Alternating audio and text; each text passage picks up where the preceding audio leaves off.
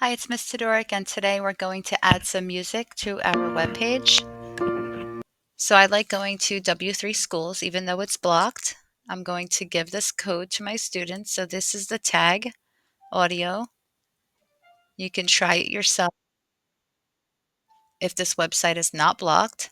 If it is blocked, you're going to copy and paste. We already have the body. All you need is the audio.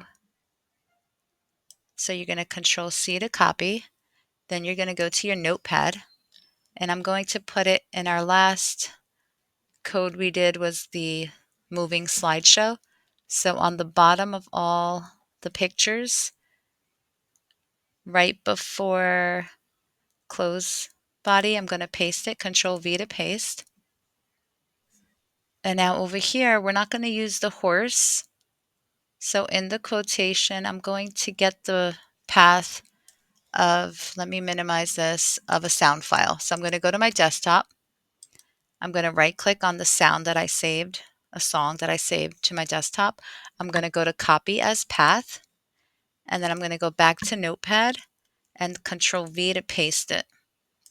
So I'm going to Control V and make sure delete, because you notice I have two quotations. All you need is one. Make sure it's just in one MP3. I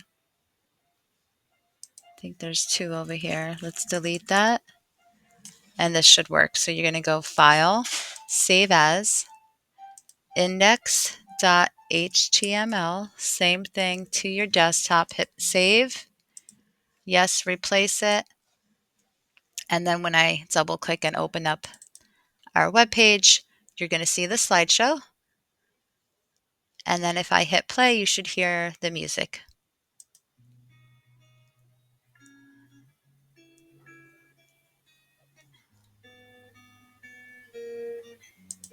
Perfect, you just added some music to your web page. Have fun.